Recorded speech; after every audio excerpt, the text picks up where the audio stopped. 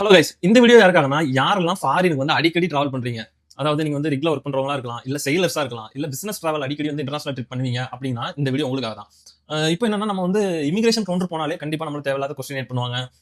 அதுக்கப்புறம் கவுண்டர்ல நம்ம லைன்ல நிக்க வேண்டியிருக்கும். இந்த பிரச்சனை எல்லாம் இதனால் வரை இருந்துருச்சு. இப்போ என்னன்னா நம்மளோட இமிகிரேஷன் இந்தியாவில இமிகிரேஷன் என்ன கொண்டு வந்திருக்காங்கன்னா ஃபாஸ்ட் ட்ராக் இமிகிரேஷன் ஒன்று சிஸ்டத்தை கொண்டு வந்திருக்காங்க. இதுல என்னெல்லாம் பெனிஃபிட்னா நீங்க வந்து இந்த கவுண்டர்ல லைன்ல நிக்க வேண்டாம், ஃபாஸ்ட் ட்ராக் கவுண்டர் வந்து யூஸ் பண்ணலாம்.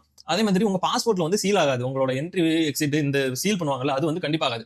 இதுல ஏன் நல்லதுன்னு நான் சொல்றேன்னா, இப்போ அடிக்கடி டிராவல் பண்றவங்களுக்குலாம் இருக்க ஒரே பிரச்சனை இந்த பாஸ்போர்ட்டோட பேஜ் வந்து சீக்கிரம் முடிஞ்சிடும். அதுக்கப்புறம் நம்ம ஜம்போ பாஸ்போர்ட்டுக்கு அப்ளை பண்ணோம். அப்புறம் அது வந்ததுக்கு அப்புறம் அதை வந்து இங்க இருக்கிற விசா காப்பில வந்து நம்ம அப்டேட் பண்ண வேண்டியிருக்கும். இந்த மாதிரியான இஷ்யூலாம் இதன் மூலமா வந்து நம்ம சால்வ் பண்ண முடியும்.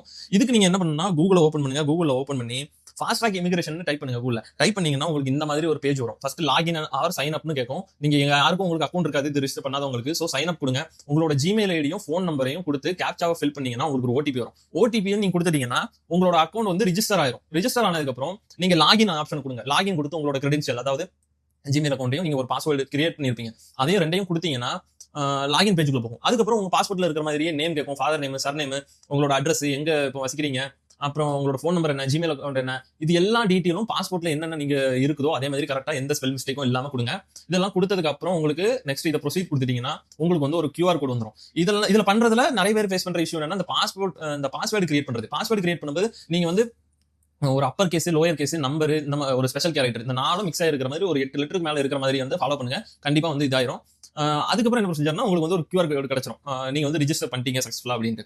ஆல்ரெடி நீங்க வந்து ஏர்போர்ட்ல தான் இருக்கிறீங்கன்னா இதை ரிஜிஸ்டர் பண்ண உடனே அங்க வந்து கவுண்டர்ஸ் இருக்கும். ஃபாஸ்ட் ட்ராக் இமிகிரேஷனுக்கு வந்து ஹெல்ப் பண்றதுக்காக இப்போ வந்து இந்த இமிகிரேஷன் ஆஃபீஸர்ஸ் வந்து வச்சிருக்காங்க. ஸோ அங்க போய் நீங்க பயோமெட்ரிக் பண்ணலாம். அதே மாதிரி இதுல அப்லோட் பண்ணும்போது உங்களுக்கு வந்து உங்களோட பாஸ்போர்ட் சைஸ் போட்டோ அண்ட் பாஸ்போர்ட்டோட ஃப்ரண்ட் அண்ட் பேக் காப்பி வந்து தேவைப்படும்.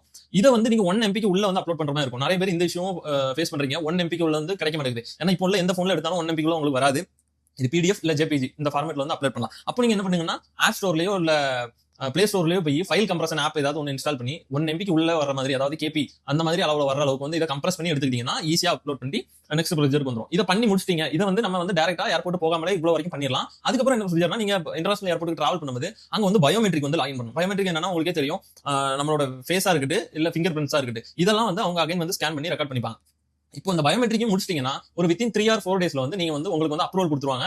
அப்ரூவல் கொடுத்துட்டாங்கன்னா அதுக்கப்புறம் நீங்க வந்து ஃபாஸ்ட் ட்ராக் இமிகிரேஷன் யூஸ் பண்ணலாம். ஃபாஸ்ட் ட்ராக் இமிகிரேஷன்னா நமக்குன்னு ஒரு ஸ்பெஷலா ஒரு கவுண்டர் இருக்கும். அதுல கிரௌட் எதுவும் இப்போதைக்கு வந்து ரொம்ப இல்ல. அதுல நீங்க போகும்போது உங்களோட பாஸ்போர்ட்டோட பேக் பேஜ் வந்து அந்த ஸ்கேனர்ல வந்து காட்ட வேண்டியிருக்கும். அப்புறம் உங்களோட ஃபேஸ் ஐடி காட்ட வேண்டியிருக்கும். அப்புறம் எந்த ஃபிங்கர் வந்து வைக்க சொல்லுதோ அந்த ஃபிங்கர் பிரிண்ட் வச்சீங்கன்னா கேட் ஆட்டோமேட்டிக்கா ஓப்பன் ஆகும். இதுல நீங்க எந்த இமிகிரேஷன் ஆஃபீஸரையும் பார்க்க தேவையில்லை, உங்க பாஸ்போர்ட்லயும் சீல் ஆகாது. ஸோ இது வந்து ரொம்ப ஹெல்ப்ஃபுல்லா இருக்கும். இது அடிக்கடி யாரெல்லாம் வந்து இன்டர்நேஷனல் டிராவல் பண்றாங்களோ அவங்களுக்கு ஷேர் பண்ணுங்க. பை.